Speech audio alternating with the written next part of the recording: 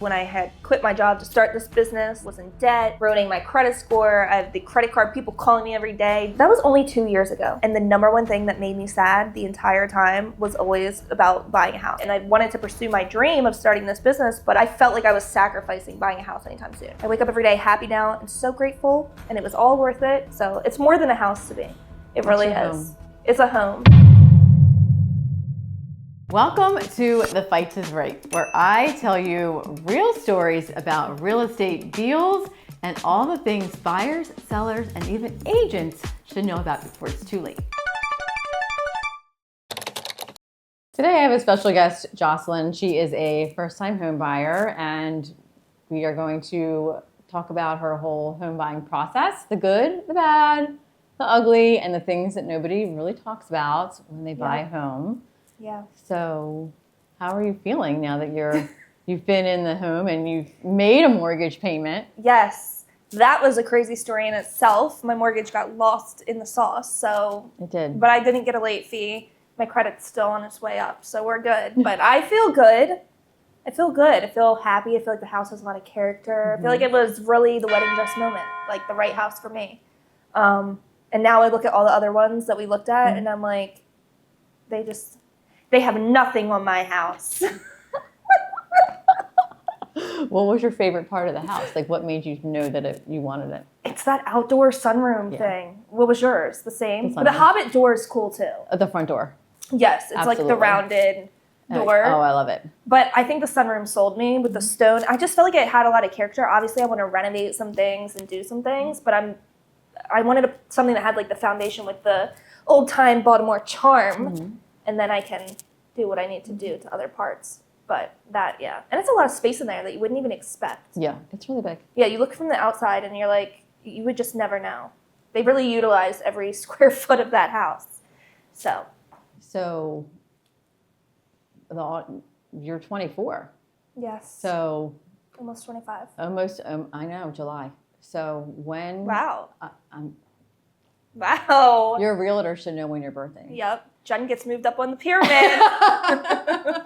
What made you decide at that age to buy a house?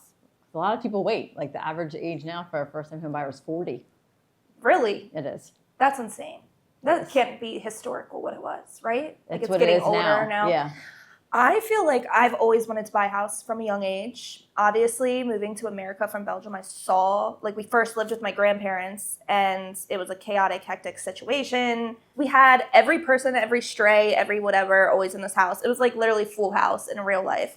Anyway, then my parents ended up, buying a house when they could. And I saw that when they bought the first house, how our life changed. And my mom's in finance, all this stuff would always tell me about it. Then when they built their second house, I'm like, I could see how your environment really impacts you. I felt that a lot going to college too. Like in those dorm rooms, I was not succeeding because I like to have it needs to be aesthetic, it needs to be my way, whatever. Like I need to have natural sunlight, and I would have to go places to work. But also I just saw how it set people up for the future, and I think I've just always known I wanted to do it. So probably since Tiffany even knew me when I was in college, I was like, I want to buy a house. When I probably had no way to do it at that time. But the time came, and I think I just told you at that event, I just want to buy a house. I said to you, I probably have the worst portfolio to buy a house and a lot of things. No, you don't. But I want to buy a house. And so you're eager, and you were going to do the things you needed to do. I was going to do what I need to do. Yeah, because we had a rough couple of years prior to this. But I think it made it an even better story. I think about that because I feel like if it was just I was working my 9 to 5 and I saved some money and then I bought the house, it just wouldn't be as much of it would be a special moment, but it wouldn't be as much of a proud, wow. Yeah, like you're going to tell your kids and your grandkids the story. Yeah, I like the story. So, when you were choosing a realtor who you were going to work with, why me? Why'd you choose me? How did you find me? Well, I initially found you at an Empower Circle event, right? Maybe. Yeah. Yes.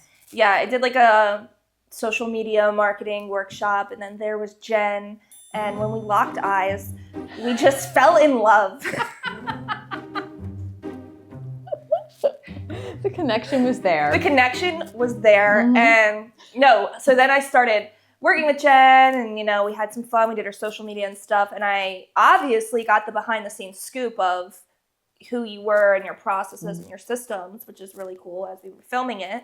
And I felt like I knew a lot of realtors, and I started my marketing career in like the mortgage loan space, so I had knowledge on the area, but I just felt like you always went the extra mile, and you could tell it. Even like in our interactions, I feel like I give people a lot of suggestions of things to do marketing wise, and I feel like they do 10% of the things I say, which is fine. Like whatever. Jen will have it printed out, everything's done, checklist done, she's on it, and I'm like, if she's that way just in our interactions, like you're that way with your clients, you're giving them cupcakes, cookies, you reach out, I think you just do it from the heart, but you also study it like this is really what you want to do. You have a purpose. You're not doing it because of money.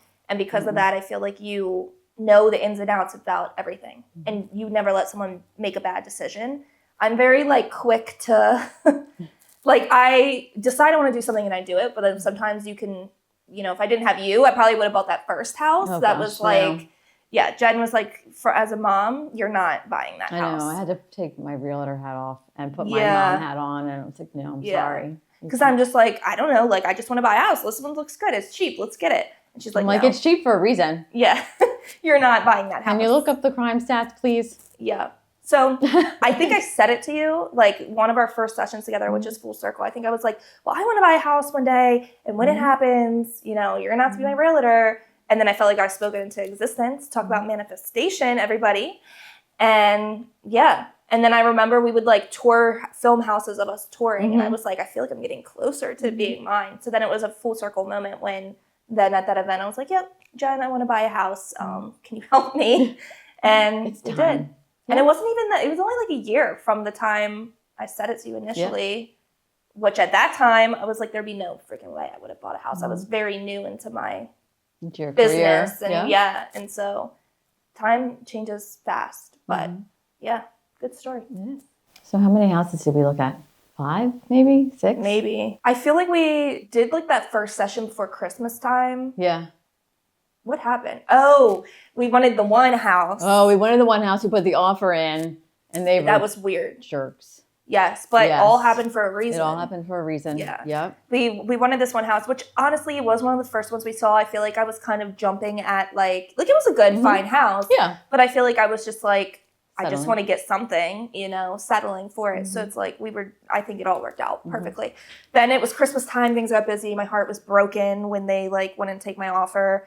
And then I guess, I don't know. I feel like January came and you're like, all right, you didn't even let me look at houses. You're like, I pulled these. We're going. I feel like I needed that because otherwise I would have just been like, maybe I need to wait more months. Let's look at these. No. These are the ones that I've gone one by one through that. Yeah. And we knew pretty quick because the first one we saw, we were like, nope. I think the third one on that list that day, we were like, we're not even going to that. We didn't even go to the last two. Yeah. Once we saw this, we knew. You told me before that day, you were like, there's one that I like. It felt like meant to be because you said you liked this one already. And I wouldn't tell her which one it was. No, because she didn't want to impact my decision. Then you said the seller, realtor, texted you something. She texted me that morning and said that they were like wanted offers. To just bring an offer. Yeah. Something. Which basically. Anything. Being a first-time home buyer, obviously being self-employed, I knew that I didn't have as competitive of an offer as other people. So I feel like that kind of lowered the stress a little. Like she was basically saying, look, if you offer something decent. Yeah. And with the market still being kind of crazy. Yeah. And not having competing offers. That was like one of those meant to be moments. And of course, the second we like pulled up to the house, I have a video of me before I went to the house. I was like, I think this is the one. And then we walked up and we were just sold on it probably. Yep. Right away. The tree in the front door. The tree in the front door already. And then we walked through it and I was like, yep, let's put in this offer and make it a thing. So just the whole story of it, I feel like made it feel like it was just meant to be. Because what are the odds all those things lined up? And it was such a smooth, she just accepted it and we moved on. I know, yeah. So was there a house that you absolutely loved and lost out on? I feel like I wouldn't say we absolutely loved it. I think we thought we did. I thought I did. But like I said, I think we were settling for it. It was the first one we like really got in there and physically toured. We wanted to put in an offer. it was just a really weird, I don't know if that's a common situation. It was a really weird situation, the way they like didn't accept the, like they didn't not accept it, but they kept trying to be, they basically were like, we're giving you nothing. And Yeah, they kept countering, but they were countering above the list price to compensate for other things. And then like inspection issues, like they weren't willing to do. Yes, they were like, you have to get the inspection before Monday, but it was Friday. But it was it Christmas or was it Black Friday? It was Christmas time. It was at Christmas. And it was then ridiculous. I was like, how are we going to get an inspector in there? Literally, it was like Christmas Eve. I'm like, we were being saved probably from what was maybe wrong with that house. But at the time, of course, I was upset because I was just like, I don't know, I'm like, maybe I'm too far-fetched in thinking that I can buy a house and maybe I can't. Like, I didn't know. You don't know. Like, you obviously make money. You save money. You know these loans and things exist. But I don't know, you're not the realtor or the loan officer, so you're kind of like, I don't, like, what do I need? You don't know what you need to buy a home. So, and like, what is a competitive offer or who, I don't know. There's so much that goes into it. I feel like that you learn throughout the process. But, and then of course, again, being self-employed, I was like, we don't fully, it's definitely a harder process, but it didn't feel that hard when it was the right one. Yeah. I think it worked out seamlessly. Yeah, Tiffany might have a different story. Loan officer Tiffany might be like, Jocelynn was not fun to work with, but for us, it was smooth. Because that house had like sticker on the countertop. Yes, it would have needed a lot of work. Yeah, like the countertop literally had like sticky paper like you cover your school books with. Yes. Back in the day. So that's why they were maybe not overcharging, but it was just like them not budging at all and then trying to make us pay more. I'm like, your house, it's nice, but it's not, there's a lot of work that needs to be done. Wow about it. There wasn't. There was no character either. None at all. And I love character, like that old time, like, you know, give me bricks and stones and whatever. That house was very just copy paste there. So everything truly happens for a reason in the process. I really believe it. And you knew as soon as you drove up to the one you wanted.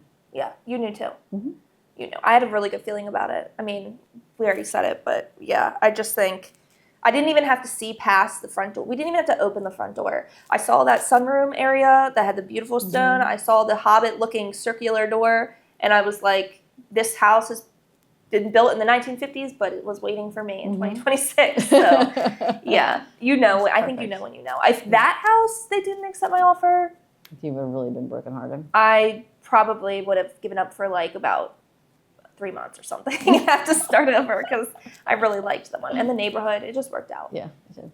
What was the most stressful moment of the entire process? I don't know. Was there one? I mean, nothing felt like inherently stressful. Were you stressed about the inspections? Not really. I didn't even go. I know. I was there. I was in Puerto Rico and I was like, I trust Jen. That's the benefit of working with a realtor you trust, because I do know people that have sent a realtor. They don't really trust them because the realtor just wants the sale. So, of course, they're not going to push for inspections. But, no, I knew if something came up, you would have been right there. Like, those radiators weren't working. So I had to move my chair from every room to find a working radiator. But we got them fixed. Oh, they did fix those before. Yes. Yeah. We had to fix them. See? Yeah. I didn't even know that. But, yes. So you went to that. So I don't feel like it was that stressful. Maybe the final walkthrough. Yeah, the final walkthrough, maybe not stress. Well, I don't know. I think all the documents. Stressful for me. I know it was. All the documents and financial stuff I think went smoothly. Like, it was very simple. Send it here, whatever. I wasn't stressed about that. I think inspection. There's a little bit of stress. Like, even though the person kind of accepts your offer, I feel like you have that, like, after they're like, all right, good to go, and then you have inspections and all that, you're kind of like, make sure that nothing falls through. There's like a little stress that peaks up. The final walkthrough, my car broke down that day, so that was stressful. Yep. So I'm texting Jen. I'm like, my mom's picking me up because my car doesn't work. And then this was also my mother's first time seeing said house. And yeah, I was just imagining Jen's perspective that day. Nothing bad, but like my mom. I was just very worried about her liking it. Love it or not. Yes, because I very much think I see something and I see the potential, and I like, you know, I saw the character, I see the potential, I know where I want to go. And my mom, not seeing any of that, she just comes in, and I think she definitely is a person that likes a more ready for you updated house. Brand new house. Yeah. Yes. So we were walking through room by room, looking at her, like praying. She would get a settlement. Yes, but at that time, we were already going. So Mhm. then we went to settlement. So yeah, nothing too stressful, but kind of stressful. Yeah, and then Little your funny car was moments. expensive too. Yeah, that's great. Things like that happen. It's like I'm about to sign all these papers, have a mortgage payment. My car wants to break and be $5,000 the same day. Like, what are the odds? But it kind of felt like I was stepping into a new wave of life, maybe. Adulting. Yeah. It was like, all right, there you are, Jocelynn. So, whatever. Was there a point where you thought that it might fall through? So I feel like I felt like it was very aligned. You know, I'm a spiritual girl here, so I just knew, like, I was like, this is the one. I already felt like it was the thing. I felt like it was my house. I was already decorating it on ChatGPT before moving in, like making it real, manifesting it. But I will say, my friends know I only told a select few people before I was in that house living there. Even family. I didn't even tell my family. Like, uncles, no one knew. My grandma knew, obviously. It's Oma. But other than her, like, no, because I do believe this in life is like, not that people are purposefully like evil eyeing you, but I do think when you say something before it's completely full, you open it up to like, I don't know. Do you know what I mean? Criticism or or like people like not being like, I wish bad on her, but they might be like, bad juju. I don't know. So I like to not say anything until it is a full standing thing, and you know it is whatever. Of course, depending on what it is, but I like that. So it was a cool process because I felt like I was doing something kind of big, and I was like, no one even really knows. It's a big secret. Yeah, it was a big secret, but it happened kind of quick. I mean, we moved in within 3 weeks or something. Yeah, it was very quick. It was very quick. And I couldn't tell anybody either. And I'm a horrible secret keeper. Yeah. But I have 20 years of secrets in my head. That's true. Yeah. So when I get to release one, it's good. Fun. Yes. Yeah, it was a good experience. But I do believe that in anything in life, even business, I'm like, I don't want to tell anyone my next move until it's like I've already been the one to make said move. Yes. And it's solid. Yeah. So what surprised you during the whole course of the transaction that nobody really warned you about was going to happen? Yeah, I didn't realize. I don't know, like, you know, if you go to the grocery store, you want an apple, you buy an apple, you pay for it, you get it, you know you get it. I guess with houses, there's an element of like it lining up in luck that I didn't think about. Like, it's not, you know, if you get an apartment to rent, they have multiple units, you sign up, you want the apartment, you pay, you get the apartment. With a house, you could have the best offer out there, and it's up to the seller to be like, you feel like the right person. So I didn't realize there is that little bit of nervousness, like good healthy nervousness that goes into it, where you like submit an offer and you're waiting, and you realize like it's completely up to the chance. You don't know if they have other offers, you don't know if they're looking for something specific. You're kind of just trusting your realtor and hoping. So it is much more emotional, I think, than I thought it would be, because you see something, you love it, you want it to be a thing, you think you've put together your great offer, but they could just say no. Or they could say yes, or they could have 20 other offers, or they could have none. You don't know. Counteroffer you with ridiculous things. But yeah, that happened. Yeah. That happened. I would say if that ever happens to someone, like universally, just accept that it's a good sign to like don't take it, don't bite, just move on to the next thing. Trust that it's working out for you. The universe is looking out for you, and there's something better for you. Because, gosh, if we took that, I think I would have been. I don't know if I'd be as happy. I know. I'm happy. And I think like a year from now, you'd be like, all right, I'm ready to move on. I'd be like, all right, let's sell this thing. Make probably no money off of it. Keep it and run it, and then you buy something else. Yeah. This house, like, I did buy it wanting it to be like, maybe I have it for 3 years, 5 years, and then I'm like, okay. Like, I've always liked real estate. Good thing I now know Jen, because I've always liked the idea of like flipping or DIYing or whatever, and then selling it or renting it out, whatever. But I feel like I know I like this house because, of course, if I don't know, like, I almost get sad to have to move. Oh, like, I'm like, good. I know that maybe in 5 years I'd want something with more land or whatever, but then I'm like, but could I just keep this one too? Because I just love it, so that... You can always go back to it. Yeah, like, could this just be my vacation, my weekend house? No, so I feel like that's a sign that I really like it. Like, I'm not in it like, oh, let me just get some equity and move on. Like, I really am like, I want to turn it into my everything I dream and imagine and get all the grit off. There's a lot of grit that's just been there probably since 1958. So I'm going to have to get like my deep cleaning gloves on, I think. But magic eraser. Yeah. Maybe but like, you know, a machine. I need something. Yeah. But otherwise, we love it. Yeah. But that surprised me. It's emotional. It's very emotional. It's weird. It's very weird. It's like not a person, it's a house. So why do I have emotions? But it's emotional. Mm-hmm. And I always say, if it's meant to be, it'll be. And then when I say it to myself when I'm buying, I'm like, Jen, that's the stupidest thing you ever say to people. Like, stop saying that. How many houses have you bought? Because you have beach houses and you've done other things, fun adventures. Let's see. Wood, Abingdon, Bel Air, 7, 8 houses. Dang. Yeah. Were you your own realtor? Like you are now? I was my own realtor for 6 of them. That's crazy. Mm-hmm. Yeah. Because didn't you also like buy rentals and stuff? Yeah, so we had 4 condos at the beach. I bought all those. Yeah. And then we sold them all. That's good. Yeah. That was people are jerks. Oh. Well, you need they some ruin money your also. stuff. It's now your house. Yeah. Or I've also thought about like the Airbnb side of things.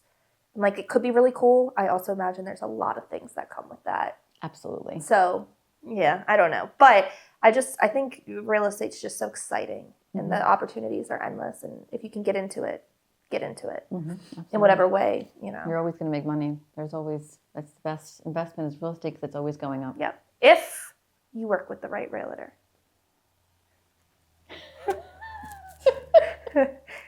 Anyway, yes, something you did do that I felt like was just above and beyond, based off of my other friends' stories with their home buying and stuff, was just more the communication aspect of it. Like, I definitely texted Jen at like midnight, or or like awake. Yeah, and she'll get back to you right away if she's awake. Most likely she is, and yeah, and I felt like I could confide in you in not a business way, like not just like as a realtor, right? Like I would be like, well, what do you think we should do? Should we play more here? Should we ask for this? And I feel like you heard me out, but you also always gave honest advice. You weren't going to let me do something that wasn't going to work. Yeah, I wasn't going to let you do that. Yeah. So now that you're in the house, was the whole process worth it going through? Was it all worth it? Oh, yeah. I felt like it was a seamless process once we found the one. But I love it. I walk around every day and like I wake up with excitement. I feel like I've went from like, obviously when I had quit my job to start this business, was in debt, ruining my credit score. I have the credit card people calling me every day, my rent people calling me every day. I'm just looking at that situation. That was only 2 years ago. Like that's ridiculous. And I was looking at that situation, and the number one thing that made me sad the entire time was always about buying a house. Like, it's so stupid, but like, I just knew I always wanted to do it, and I felt like, I'm in my corporate job, and I'm working my way up to it, and I wanted to pursue my dream of starting this business, but I was like, I felt like I was sacrificing buying a house anytime soon. And I'm like Googling, I'm like, so when you have a delinquency, how long does it stay? So I'm like, I can't buy a house until I'm like 45. Like that's just going to be what it is based off of Google at that time. But I just like kept the vision in my head, and I really just believed that it would happen. And I knew I was going to choose to do this business regardless because it's where my heart was. But it's just funny how everything worked out. Like over the past 2 years, even since we've worked together, it's like I've had to move out of that apartment, and I've built this up, and I've messed up a million times, and whatever. And then I'm like living with my grandma. I'm living on top of a garage. I have all my clothes in a storage unit. Living with the mice, all these things. But somehow it's like I met you through this business. I wouldn't have met you if I didn't take that leap. Who knows how this would have turned out. I then like got to know a lot of the behind the scenes and inside scoop of your industry, which helps me believe that it was even possible for me. Obviously built up the business, repaired some of my credit and all that stuff. And I don't know, on paper I feel like people would be like, there would have been no way I could have done it within 2 years. But then somehow when you want something, you figure out a way. You figure out a way. And I think if you follow your heart, like even if on paper it looks dumb, like me jumping to do this business and going in debt on paper would be like, you're not buying a house anytime soon. But it actually led me to the way, because it led me to you, and it led me to everything here, and worked out more like better than ever. So I feel like every day when I walk around this house, I like think about that story, and all the times I'm not gonna cry. This is so stupid. Why am I gonna cry? Like this is so dumb. But I feel like I think about I'm on my period. This is why. I don't know. I'm crying.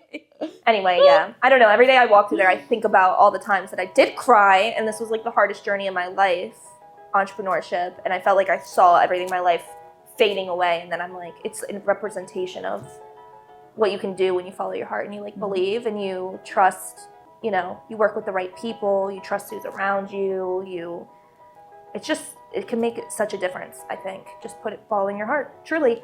And so I wake up every day happy now and so grateful, and it was all worth it. And I just feel like it's also like I can see all the other things I can do and manifest in life just by coming from the heart and working hard and helping others in any way I can.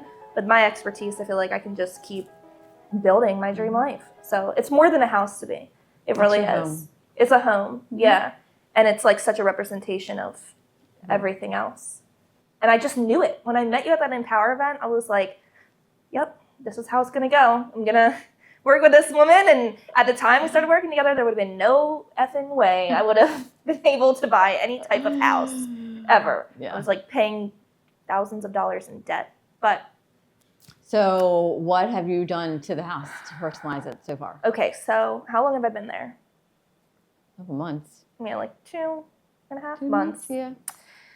To be honest, this is so funny because when I moved into the house, not only did my car break, but I was going through like Tiffany-ness, such a hard time in business too, which is just so funny because like you buy something and I think you step into that lifestyle and you have to let go of things. So I felt like I was so overwhelmed with like so many clients. I felt like I was doing like shitty work for everyone. I know other people be like, it wasn't shitty, but like it wasn't how I wanted to do it. And I felt like I couldn't keep up with life and my mental health and all these things. And obviously that's when Tiffany and I started working together and I was like, Tiffany, save me. I need help. And that was the best decision too, so that worked out. But anyway, it's funny because like I had to make tough decisions and let go of a lot of people to build up my business the way I wanted to. And I'm like looking at it like on paper again. It just brought me back to 2 years ago. I'm like, Jocelynn, you just got a mortgage. You're paying more than you've ever had to pay. And now you're going to this doesn't make, why would you let go of clients? Why would you whatever? But so better ones come. That's what it was. And I knew this vision of what I was building. And I was like, I need this. I can't work with toxic people. I can't work with people that aren't able to like pay me. And I'm draining myself for someone that, they, I don't know how much I should put in here, but they let go. Yeah, right. Yeah. Like not anymore in that way. But I did it. And now because of that, the first couple months I was there, I did nothing to the house. I simply was like working 24 hours and hating my life. But now I feel like I have good energy now. Like I feel like every weekend I pick a little project. I did the cleaning part. I planted a garden and dug that up. You did? Yes, I'm on my own vegetable farm. Anyway, and like I feel like I show up better. I mean, you're my client, so Like I feel like I don't know if you could see a change in the past month or and a half, but I feel like I finally have like more confidence in myself. I've set my systems up, and I'm just grateful for you and people sticking around, even when you know to have those tough love conversations. Yeah, you do have to have those, or be like, we know that everything is possible, and we know you got it. I do. So I feel much better now, but I felt like it was another one of the let go of things and bring in the new life. And now we're doing really good. Everything feels good, so I don't want to jinx it. I feel like we're only up from here, and every weekend I'm choosing a new thing to do. Yay. So believe in yourself and the people you work with. Sounds like an ad, but and Jen. Work with Jen. So knowing everything you know now, what is one piece of advice you would give a buyer that is just starting the process? Tell your realtor and loan officer just everything, even if you think it's not good. Like, don't lie about, how much you make or your credit or your situation or what you did 2 years ago, quitting your job, going into debt, all those fun things. Just tell them everything because you're on our side and you want the deal just as bad as us to get done, both of you guys. So it's like, it's all going to come out later anyway. Right. And then you would create a problem because you'd be looking at houses you can't do. So just tell them and then let them do their magic and they'll tell you what you need to do. And I think a lot of times people might get nervous to, I don't know, finances are a secret thing for a lot of people. Yeah. So I think people try to think, I don't want to tell them because I'm trying to get this house or whatever. Just tell them everything and let them do their thing. But you don't want to be under contract and then us find out, 2 weeks later that, you did something and then you can't buy the house at all and you're already out money. And it just takes the stress off. I'm like, I'll just put it all here, and then you guys do your work, and I can just trust. Tell me what I have to do to make it all work. Yeah, I think that's a good piece of advice. What is the one thing you wish every buyer understood before they started this process? I wish they understood that how important it is to get pre-approved and speak to a lender first before so you don't get your heart broken on looking at houses that you can't afford. Yeah.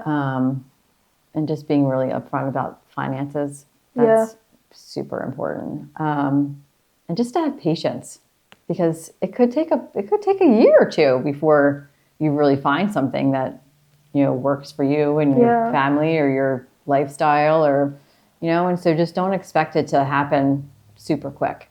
Yeah. So the right one. But the right one, it will come along. You have to have patience. Yeah. And trust your realtor.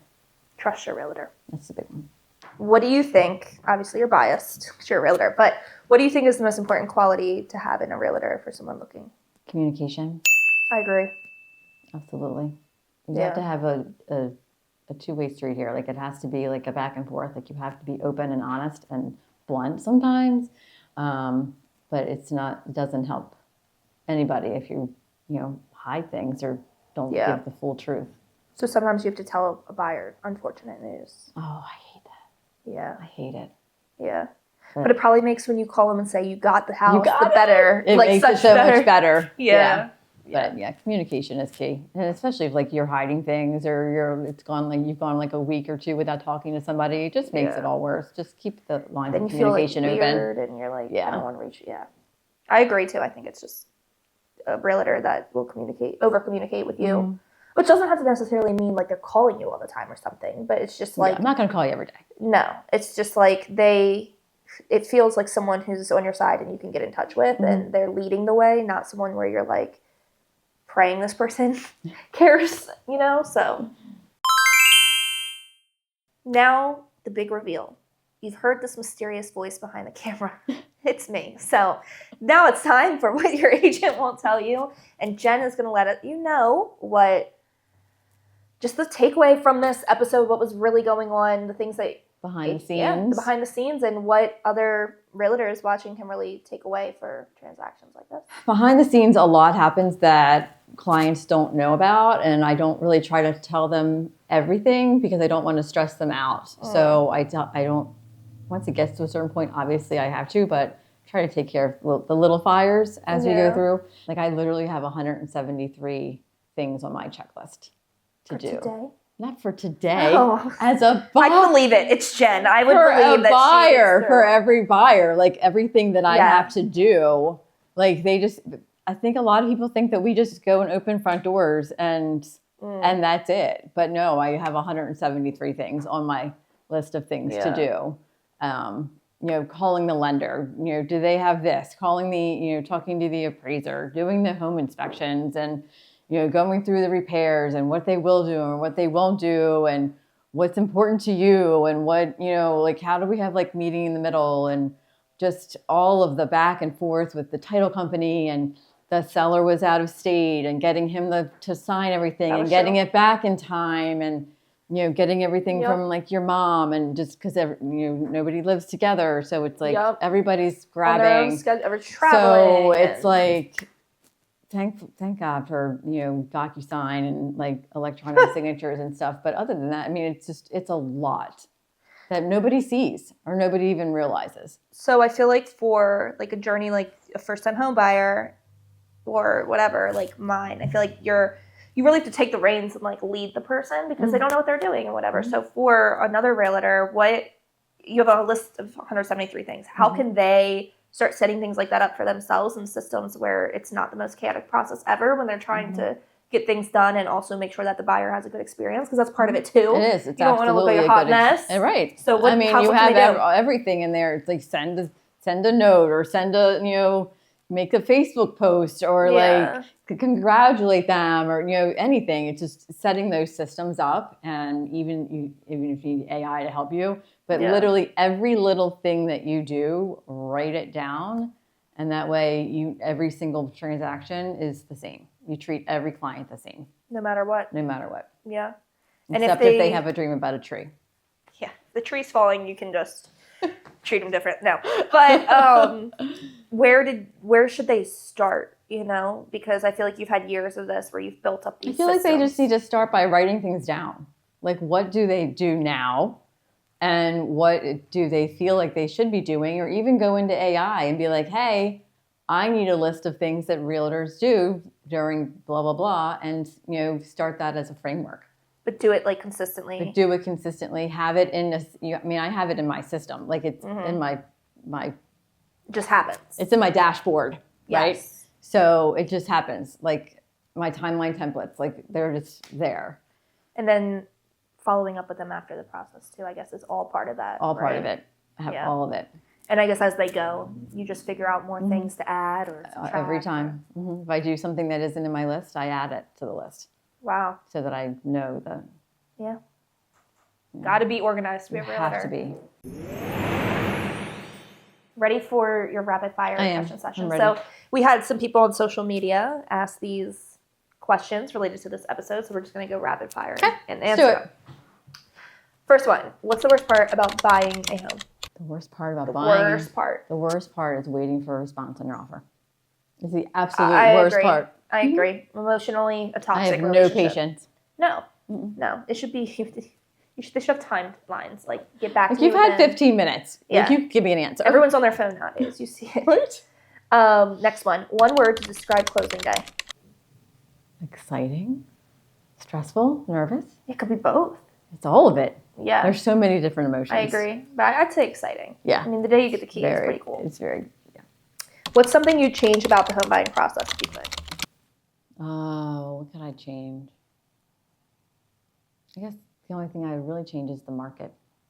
Yeah, which we can't really change. But I just would like it to be easier for buyers to get into houses. Yeah, like all the time and not change. Just always be. Yep. Rate each other. Buyer rates Jen as an agent, and Jen rates Jocelynn as a client, 1 to 10. You first. You're 10. You did everything. You submitted all your docs on time. Yep. You responded to everything on my questions. Everything was right. You were there. You were on it. Yeah. You're 10 too. That's why I chose you. Would you buy another house with Jen? The answer better be yes, was my note. Yes, I would buy another house with Jen, everybody. And if you're looking to buy a house, you know where to find Jen. Go into the descriptions of any of her podcasts, and you can work with Jen. She's always available. Find my contact info. Yes, she's very contactable. You know? Was that a word? I don't know. I think I made it up. Okay, I like it though. I like it too. But Let's use it. Even if you're just looking. Word of the day. Yep, word of the day. Contactable. Jen is contactable, so contact Jen. Fights to buy a home. This is why I do what I do. I get to help amazing first-time home buyers find their dream home, and it just makes me feel all warm and fuzzy inside, and I just love it. Every day is a different day, a different adventure, and different personalities, and I just absolutely love it.